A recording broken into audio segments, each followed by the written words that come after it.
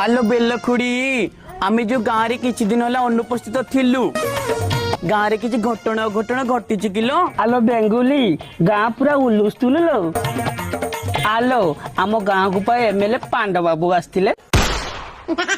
पांडव बाबू सी किए गिलो? ओहो जानी पारुनु पांडे पांडे पांडे बाबू लो। लो बुढ़ी तू से विधायक कथा कहू तो कौन कहले? विधायक बाबू मो बड़ी पापड़ देखी खुशी हेले ए कथा को नहीं कि विधवा सभार पकेइबे। अला मूर्खी बुढ़ी सेटा विधवा सभा नुहे लो सेटा विधान सभा।